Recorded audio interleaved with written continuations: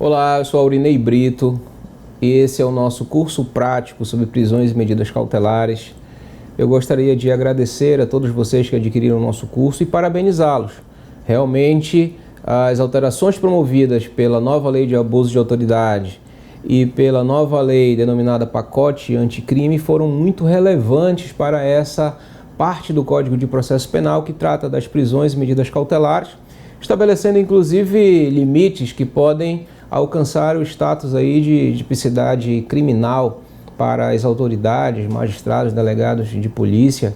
Então é preciso sim que todos nós, advogados e todos que participam dessa construção aí dessa base da busca pela justiça nas medidas cautelares e até da proteção do direito do Estado, né, de garantir ali a persecução penal, estejamos atentos a essas mudanças e por isso que nós estamos aqui facilitando esse curso para ajudar não só a vocês que estão nos assistindo, mas a todos que podem também usufruir desse conhecimento.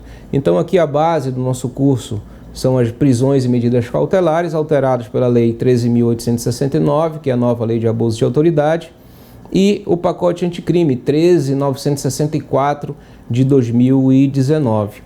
O nosso módulo 1 tratará dos fundamentos de legitimação. Nós temos aqui no item 1 as modalidades de medidas cautelares. Vocês podem acompanhar aí tudo que a gente vai tratar pelo material de apoio que está no site. Vocês devem ter baixado para acompanhar. Nós temos aqui uma apostilinha com um resumo de basicamente tudo que a gente vai tratar. E aqui, nas modalidades de medidas cautelares, nós temos as probatórias, as patrimoniais e as pessoais. Uma medida cautelar probatória, aquela que busca ali acautelar, que busca proteger um elemento importante do processo, a exemplo da busca e apreensão, né, que está prevista ali no artigo 240 do nosso Código de Processo Penal, que embora esteja no título 7 de provas, não deixa de ser uma medida cautelar. É um exemplo de medida cautelar probatória. As medidas patrimoniais, trouxemos como exemplo o sequestro de bens previsto no artigo 125 do Código de Processo Penal, que está ali disposto, né, disponível para tutelar os interesses da vítima indenizável e até do Estado, que está ali interessado nas multas penais ou até no bom trâmite do processo com as custas processuais. E, por fim, as medidas cautelares pessoais, que são o grande objeto do nosso curso. Trouxemos como exemplo aqui a prisão preventiva, que está no artigo 311 do Código de Processo Penal.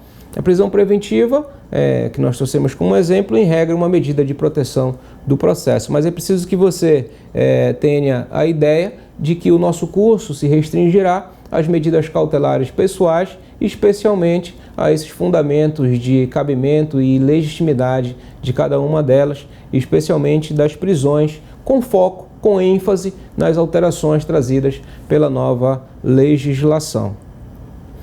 No item 2, nós trataremos dos pressupostos gerais das medidas cautelares. E aqui a gente fala do fumus commissi delicti e do periculum libertatis. Quando nós avaliamos a ideia de medidas cautelares em geral, no direito, na área civil, por exemplo, nós temos o fumus boni iuris e o periculum in mora. A importação desses elementos de medida cautelar para o processo criminal, ele não se deu de uma forma automática, até porque a base principiológica é outra, as necessidades processuais são outras. Então, para o processo penal, esses pressupostos das medidas cautelares ganharam uma outra conotação, que é do fumus commissi delicti e do periculum libertatis. É preciso que para que seja cabível, para que seja legítima uma medida cautelar, é preciso que haja prova da materialidade daquele crime e que haja indícios suficientes de autoria. Essa é a ideia de fumus commissi delicti. E também do periculum libertatis, que é o risco que a liberdade do indivíduo traz para o processo.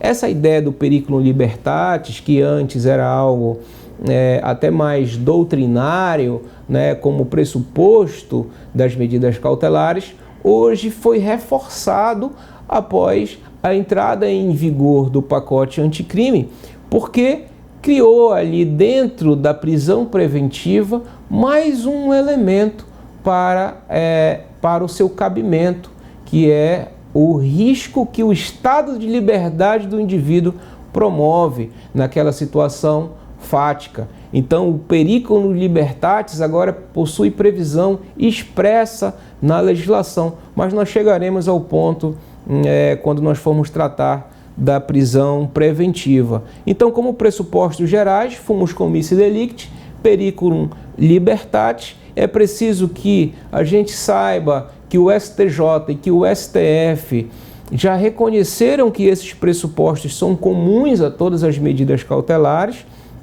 seja para as prisões ou seja para as medidas cautelares alternativas, né, ou substitutivas, como a gente vai ver no caso da prisão domiciliar, mas até para a prisão temporária. Quando nós chegarmos na prisão temporária, nós vamos voltar a todos esses pressupostos antes de analisar o requisito de cada uma, tá bem? Então, nós trouxemos aqui a jurisprudência referente a essa citação que nós fizemos do STJ e do STF, no habeas corpus 402.071 de São Paulo, de relatoria do ministro Rogério Schietti, de 2017, e do STF, habeas corpus 138.453 do Paraná, de relatoria do ministro Dias Toffoli, em 2016, o julgamento, né, que reforça a importância desses pressupostos gerais das medidas cautelares para a legitimação dessas medidas. Agora sim, fundamentos de legitimação da medida. A gente falou, quando nós falamos das modalidades ali, das medidas cautelares, que a ideia é proteger o processo, mas também garantir o direito de punir, garantir que haja um regular trâmite da investigação para que a persecução penal seja equilibrada. A gente não pode esquecer que, além da defesa, nós temos ali um interesse social por trás para que seja garantida a aplicação da lei, para que seja feita a justiça. Óbvio que tudo com muito equilíbrio. Nós temos alunos aqui magistrados, nós temos alunos membros do Ministério Público, nós temos alunos delegados e advogados, assim como acadêmicos de direito assistindo esse curso. Então nós tentaremos garantir que a argumentação, a passagem dessas mensagens para vocês seja no sentido de fazer com que a gente alcance a melhor vigência para essa legislação nova, tá? Sem tendenciar para um lado ou para o outro. Embora eu seja um advogado criminal já há 15 anos, eu estou aqui compartilhando essa experiência para vocês, hoje ocupando cargos que necessitam da nossa presença para garantir o equilíbrio dessas relações institucionais. Então, nada mais justo que a gente passe esses argumentos para vocês de uma forma bem isenta, para que a gente esteja também aqui baseados na honestidade científica e no verdadeiro interesse desse esforço legislativo, que é garantir a boa relação e garantir o direito dos cidadãos que podem ser atingidos por essas medidas. Nós temos aqui um ponto importantíssimo que eu gostaria de passar para vocês, é algo que a gente tem utilizado bastante e tem dado muito certo como preliminar do nosso trabalho na área criminal, que é a utilização da teoria dos degraus. A teoria dos degraus ela é muito vista no direito alemão, né? Já é muito utilizada na nossa construção probatória. Quando você pega a doutrina processual penal, você encontra mais sobre a teoria dos degraus, mas não é algo exclusivo da construção probatória ou da busca ou da persecução criminal. A teoria dos degraus ela é uma ideia de proporcionalidade que deve ser o trilho para que o processo criminal camine, especialmente para a decretação de uma medida cautelar ou de uma prisão. a adequação, necessidade e proporcionalidade em sentido estrito. Esses são os três elementos, os três steps da teoria dos degraus. Nós temos que superar esses três pontos para dizer que nós temos agora legitimidade na decretação da medida cautelar. A adequação é o estímulo à obtenção do resultado. Quando eu sei que uma medida é adequada, quando ela me dá o que o processo está pedindo, ela me dá o que aquela realidade fática processual está necessitando. Então eu tenho aqui uma medida adequada. Ela é necessária. A necessidade ela vai ser avaliada quando nós percebermos que dentre as medidas adequadas existentes, aquela é a menos invasiva, é a menos ofensiva aos direitos do cidadão. E a ideia de proporcionalidade em sentido estrito, que é a ponderação entre os valores em conflito. No caso, como dissemos, o interesse social ali na persecução criminal e a restrição de direitos daquela pessoa que está sendo investigada. É preciso que a gente alcance, que a gente satisfaça o interesse processual sem exceder a esses limites impostos pela legislação. Aí você fala assim, Aurinei, essa ideia de teoria dos degraus é bem interessante, mas não é muito doutrinária, não, para que a gente fale num curso prático sobre prisões e medidas cautelares. Se você observar, isso está no nosso Código de Processo Penal. O 282 do Código de Processo Penal, nos incisos 1 e 2, eles tratam da adequação e da necessidade. E a ideia de proporcionalidade, por óbvio, mais do que no Código de Processo Penal, é o espírito da própria construção do Estado Democrático de Direito que fundamenta todo o nosso trabalho nessa seara, na seara criminal. A ideia de degraus, ela é finalizada com uma outra ideia do princípio da homogeneidade, que nós vamos falar do teste de proporcionalidade. Quando nós pegarmos a aplicação de uma medida cautelar, aí no caso, para a advocacia, quando você se deparar com a decretação de uma medida cautelar, seja ela prisão ou outra medida cautelar, você vai ter que fazer o teste de proporcionalidade naquela medida. E se você, magistrado, ou se você, membro do Ministério Público, delegado de polícia, precisa ali representar, ou precisa ali decidir sobre a decretação de uma medida cautelar, você precisa fazer esse teste de proporcionalidade antes, para que você garanta todos os fundamentos para que aquela sua representação seja deferida, para que aquela sua decisão não seja questionada, não seja reformada pelos tribunais.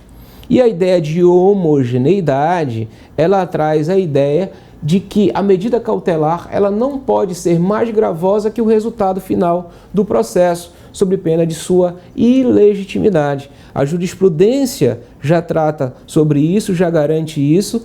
Nós temos aqui o habeas corpus 182.750 de São Paulo, de relatoria do ministro Jorge Mussi, julgado em 2013. O habeas corpus 57027 do ministro Rogério Schietti, de 2015, que reconhece a importância da homogeneidade. E como é que a gente trata isso na prática? Pensamos num crime de peculato. Um crime de peculato tem pena de 2 a 12 anos. Uma operação da Polícia Federal está investigando ali uma prática de peculato numa instituição pública e a necessidade processual impôs que o delegado ou ali o Ministério Público Federal representasse por essa medida privativa da liberdade, pediu ali a prisão preventiva dos acusados. O juiz decretou a prisão preventiva. Aí a gente se depara com aquela decisão e avalia. Uma pessoa primária, com bons antecedentes, se for condenada por peculato, ela terá a sua pena ali fixada próximo do mínimo legal, ou seja, próximo dos 2 anos. Se ficar ali 2 e 6 até 4 anos, na regra do artigo 44 do Código de Processo Penal, essa pena pode ser substituída. Então a gente já sabe, com um mínimo de conhecimento sobre dosimetria da pena, que essa pessoa, que esse réu, mesmo que condenado, ele não irá ao cárcere. né? Isso é o conhecimento nos dando o poder da vidência. A gente já consegue passar isso para o nosso cliente. A gente consegue, na hora de avaliar a decretação da medida, a gente consegue fazer uma projeção, uma prospecção do resultado final. Então a gente já sabe se aquela medida cautelar ela é mais gravosa, ela é equilibrada ou ela é menos gravosa que o resultado final do processo. Então essa é a ideia da homogeneidade, essa é a ideia da teoria dos degraus e essa é a ideia do teste de proporcionalidade, que deve ser o espírito dessa construção de uma decretação de prisão preventiva, de decretação de medida cautelar ou de revogação, né? É preciso que a advocacia insira essa jurisprudência, insira esses elementos doutrinários nas suas petições, né? Pode colocar ali como título do pedido de revogação, para que dê elementos ao magistrado que não conhece essa nova realidade do Código de Processo Penal brasileiro. A ideia de prisão como última ratio é uma ideia importante no item 3.3 e não é novidade para a gente. O direito penal como última ratio, a ideia de fragmentariedade, a ideia de subsidiariedade, que são princípios do direito penal, obviamente do direito criminal, que leva à ideia de pena e que atrai dentro do processo. Se o direito penal, se a aplicação, se esse controle social feito pelo Estado com o seu instrumento mais invasivo, mais estigmatizante, né, mais marcante da sua força, é a última ratio, então não teria por que ser diferente na aplicação de uma prisão ou de uma medida cautelar. Então, a ideia de prisão como última ratio está prevista aqui no artigo 282, parágrafo 4º e parágrafo 6º, que também tem nova redação, dada pelo pacote anticrime. Olha só, o parágrafo 4º, ele ficou com a redação: no caso de descumprimento de qualquer das obrigações impostas pelo juiz, de ofício ou requerimento do Ministério Público, seu assistente querelante, poderá substituir a medida, impor outra em cumulação ou, em último caso, decretar a prisão preventiva. Em caso de descumprimento, em último caso, decretar a prisão preventiva do 312. Então é uma ideia realmente de subsidiariedade. Aí o parágrafo 6º diz assim: a prisão preventiva somente será decretada quando não for cabível a sua substituição por outra medida cautelar, observando o artigo 319 deste Código, e o não cabimento da substituição por outra medida cautelar deverá ser justificado de forma fundamentada nos elementos presentes do caso concreto, de forma individualizada. Ou seja, o magistrado agora, na hora de dar a sua decisão pela substituição, pela cumulatividade ou pela decretação de uma prisão preventiva, ele deve ter posto na decisão um capítulo específico sobre a ineficiência,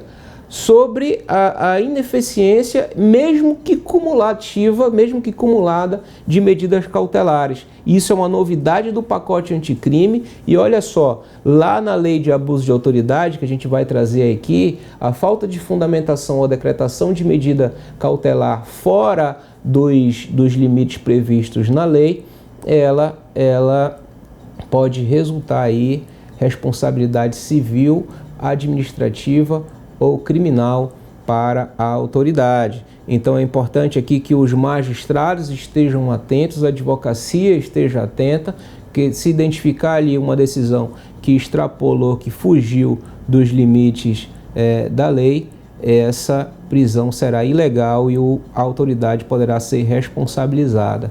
Ao final, nós temos aqui o contraditório nas medidas cautelares, que também foi reforçado. O que é o contraditório nas medidas cautelares?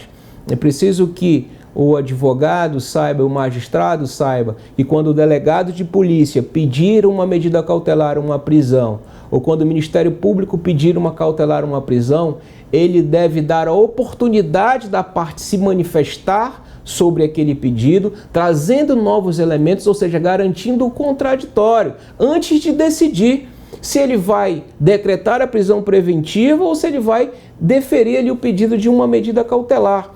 Aurinei, mas isso não pode prejudicar a eficácia dessa medida, a eficiência dessa medida? Sim, pode prejudicar. Se for necessária surpresa no processo, naquela investigação, o juiz ele pode fundamentadamente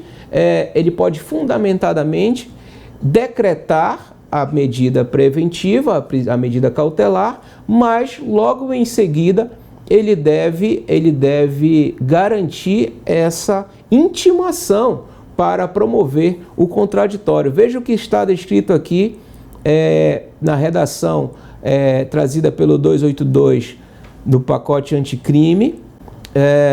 Ressalvados os casos de urgência ou de perigo de ineficácia da medida, o juiz, ao receber o pedido de medida cautelar, determinará a intimação da parte contrária para se manifestar no prazo de 5 dias, acompanhada de cópia do requerimento das peças necessárias, permanecendo os autos em juízo, e nos casos de urgência ou perigo, deverão ser justificados e fundamentados em decisão que contenha elementos do caso concreto que justifiquem a medida excepcional. No pedido de revogação, portanto, aqui já para os advogados, né, e advogadas que estão aqui fazendo o nosso curso, é preciso que você, ao se deparar com um cliente que está ali numa situação de prisão preventiva, você, junto com o pedido de revogação, você coloque que ele precisa, o magistrado precisa ali oportunizar o contraditório antes de dar a decisão.